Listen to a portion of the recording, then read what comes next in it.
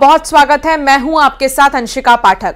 एक वक्त था जब लोग कहते थे कानून का डंडा जब चलेगा तो सब सुधर जाएगा, लेकिन अब पुलिस के हाथों में कानून का डंडा कम दिखता है। इसकी जगह मोबाइल फोन ने ले ली है।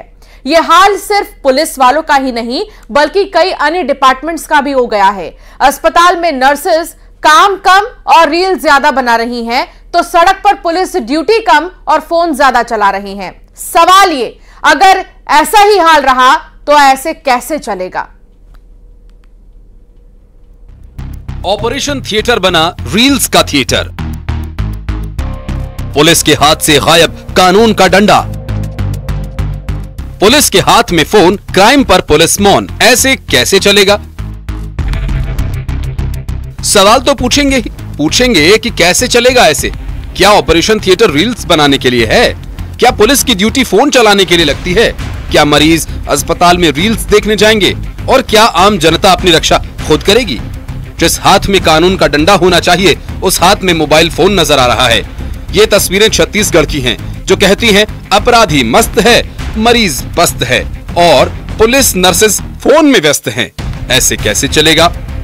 ये तस्वीरें रायपुर के सरकारी अस्पताल की हैं। इस अस्पताल की जहां मरीज अपनी जान बचाने पहुंचते हैं, लेकिन यहां उन्हें दवाई नहीं बल्कि रील्स बनाकर दी जाती हैं। मरीजों को डेंगू, चिकनगुनिया, मलेरिया या कोई और बीमारी हो तो नर्सेस को रील का बुखार चढ़ा है। ये अपना काम काज छोड़ मरीजों का इलाज करने के बजाय ऑपरेशन थिएटर में रील्स बनाने में व्यस्त हैं। इलाज के लिए मरीज तड़पते रहे, लेकिन नर्सेस रील बनाने में व्यस्त रहीं। नर्सेस की रील का ये वीडियो सामने आने के बाद अस्पताल प्रशासन में हड़कंप मचा हुआ है। अस्पताल प्रबंधन ने तीनों नर्सेस को हटा दिया। मामले की जांच के आदेश दिए गए। राज्य के सबसे बड़े डीकेएस शासकीय सुपर स्पेशलिटी हॉस्पिटल में ये रील्स बनाई गईं।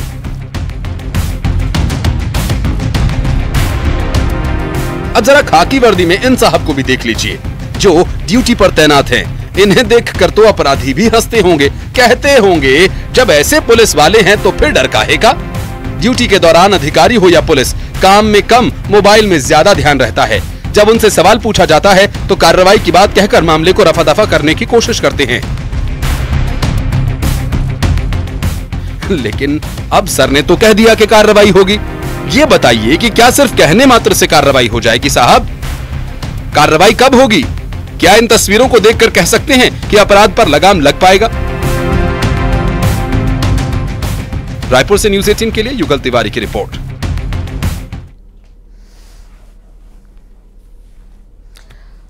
तो आज के समय में हर किसी के हाथ में मोबाइल फोन है और इसका इस्तेमाल भी लोग ऑन ड्यूटी कर रहे हैं। तनु वर्मा सहयोगी रायपुर से जुड़ गई है और साथ ही हमारे साथ आगे भी तमाम संवाददाता जुड़ेंगे, लेकिन सबसे पहले तनु, आपके पास में फोन आजकल एक ऐसा चीज बन चुका है जिसे भूला नहीं जा सकता, जिसे छोड़ा नहीं जा सकता, और अब तो लोग ऑन ड्यूटी भी इसका इस्तेमाल करने लगे हैं। इतनी लापरवाही, ऐसे में बदमाशों के हौसले तो बुलंद होंगे ही।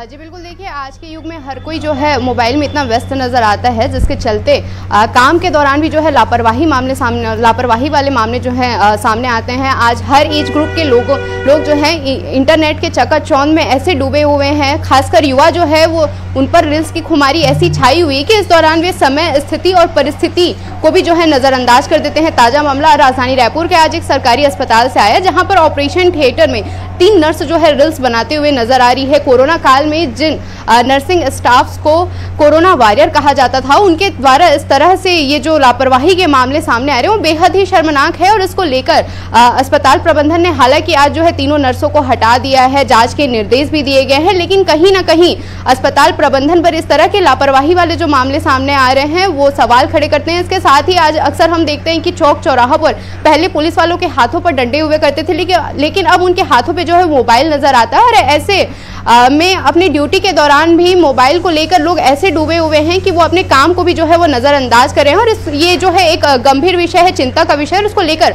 प्रशासन को भी जो है वो ध्यान देना चाहिए। जी, लेकिन इस अस्पताल की अगर बात करें तनु, तो इस अस्पताल के बारे में क्या डिटेल्स आपके पास में? इस बात की जब जानकारी लगी तो क्या नर्स कुछ बोलती हुई नजर आई क्या? और क्योंकि ऑपरेशन थिएटर्स और इन सब जगहों पर तो फोन अलाउड नहीं होता, इसके अलावा जो मरीज है वो अपने कपड़े तक पहनकर नहीं जा सकता, तो ऐसे में रील कैसे बना लिया गया? जी बिल्कुल, देखिए फिलहाल नर्स से बात हुई कि नहीं हुई इसकी कोई जानकारी जो है सामने नहीं आई है। और जैसे ही ये वीडियो जो है सामने आया उसके बाद अस्पताल प्रबंधन में जो है हड़कंप मच गया था, जिसके बाद तीनों नर्सों को जो है हटाया गया है और जांच के निर्देश अस्पताल प्रबंधन के द्वारा जो है वो है दिए गए हैं और इसको लेकर कार्यवाही भी जो है अस्पताल प्रबंधन के द्वारा जो है की गई है। जी बहुत शुक्रिया तनु जानकारी साझा करने के लिए।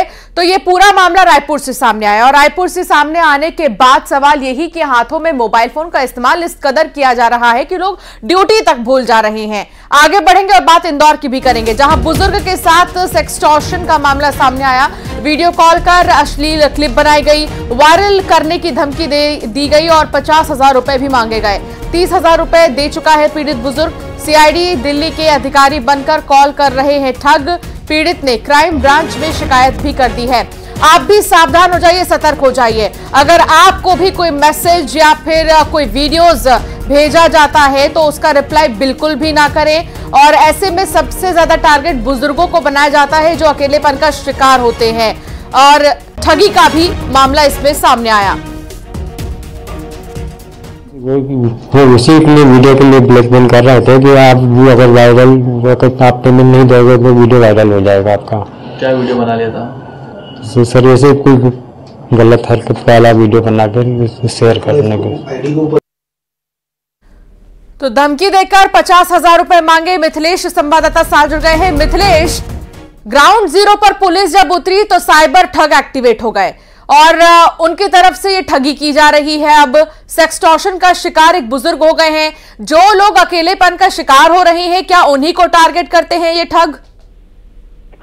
अंशिका, सबसे पहले मैं आपको बताना चाहूंगा कि सबसे पहले एक ब्लैक नंबर से फोन आता है, वो वीडियो कॉल होता है। जैसे ही वीडियो कॉल आप पिक करते हो उसके बाद सामने आपका एक वीडियो बन जाता है। वीडियो बनाने के बाद में यहाँ से शुरू होता है ब्लैक मेलिंग का धंधा। सेक्सटॉर्शन का शिकार एक बुजुर्ग में जिनकी उम्र 60 साल से ज्यादा है और पहले तो 50,000 रुपए मांगा तो उन्होंने डर के मारे उसमें से 30,000 रुपए ट्रांसफर कर दिए। उसके बाद सीआईडी की तरफ से एक फर्जी पेपर भेजा जाता है, कहा जाता है 1.5 लाख रुपए तुम्हें और भेजने होंगे वरना सीआईडी की तरफ से कार्रवाई हो जाएगी। इसके बाद बुजुर्ग परेशान होकर क्राइम ब्रांच पहुंचा। क्राइम ब्रांच की पूरी दिक्कत की गई है। पूरे मामले की इस वक्त एडिशनल डीसीपी क्राइम ब्रांच जांच कर रहे हैं पूरा मामला, लेकिन फर्जी पत्र से जुड़ा हुआ, वो भी सीआईडी के हेडक्वार्टर से, इसलिए मामला और गंभीर हो गया और पूरे मामले की बारीकी से क्राइम ब्रांच जांच कर रही। लेकिन ये सेक्सटॉर्शन का कोई पहला मामला नहीं है अंशिका, इसके पहले भी कई सारे मामले आ चुके हैं और लगातार क्राइम ब्रांच की तरफ से लोगों को अलर्ट भी किया जाता है, बार बार लोगों को सचेत किया जाता है, जागरूक किया जाता है कि अगर कोई भी फेक नंबर से कॉल आता है, अगर कोई दूसरा व्यक्ति सामने खड़ा है, अगर वहां पे कोई वीडियो बनाता है तो तत्काल आप फोन कट करें, उसके बाद में तत्काल पुलिस को सूचना दे इसकी,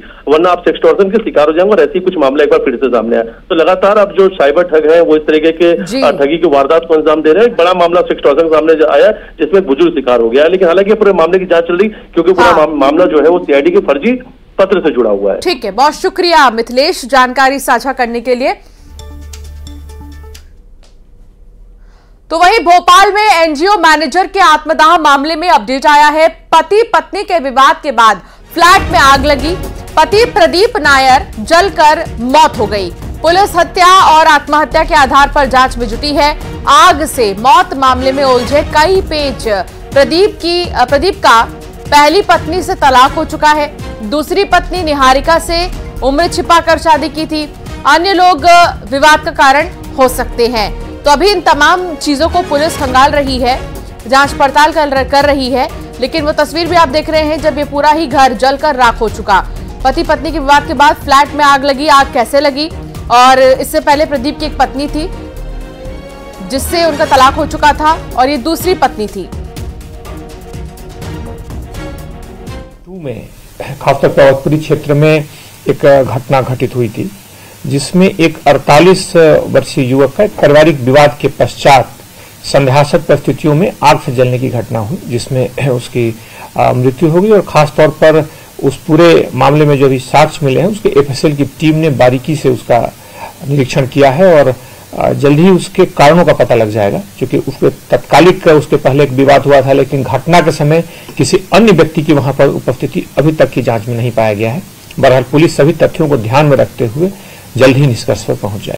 राजधानी भोपाल के अवधपुरी स्थित नक्षत्र अपार्टमेंट के 5वें तल का ये फ्लोर है और आप इस फ्लैट की हालत देख सकते हैं, ये जलकर खाक हो चुका है। दरअसल यहीं से एक सनसनीखेज मामला निकलकर सामने आया है। बताया जा रहा है कि इस फ्लैट में पति पत्नी रहा करते थे और पति और पत्नी दोनों ही प्राइवेट जॉब करते थे। पति जब घर लौट कर आए अपने काम से, बताया जा रहा है कि वो रायपुर में नौकरी करते थे और वहां से जब लौट कर आए तो देर रात उनकी पत्नी के साथ विवाद हो गया और विवाद इतना बढ़ गया कि पति ने खुद को आग लगाने की कोशिश की और इस आग से ये पूरा फ्लैट जो है वो बुरी तरह से जलकर खाक हो गया है। न सिर्फ ये फ्लैट बल्कि आसपास का जो यहाँ पे बिल्डिंग का परिसर है वो भी यहाँ पे बुरी तरह से प्रभावित हुआ है। इस पूरी घटना में जो पति था उसकी मौत हो गई है, हालांकि पत्नी इस पूरे मामले में सुरक्षित है। पुलिस इस घटना की जांच में जुटी हुई है और इस घटना की असल वजह क्या है उसको पता करने की जो कोशिश है वो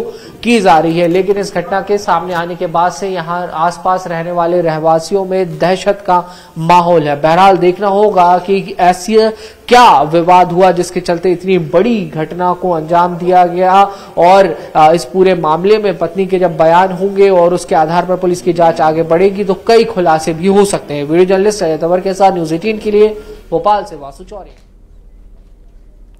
सुकमा से खबर आ रही है जहां 8 लाख के इनामी नक्सली को आत्मसमर्पण करना पड़ा।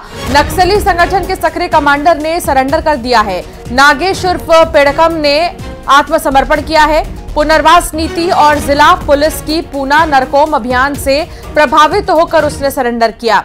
एसपी किरण चौहान, डीएसपी उत्तम प्रताप, निशांत पाठक के सामने सरेंडर किया है।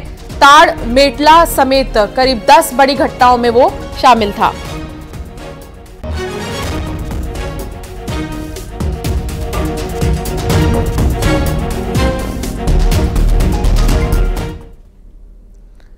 रुकेंगे एक छोटे से ब्रेक के लिए, फौरन हाजिर होंगे।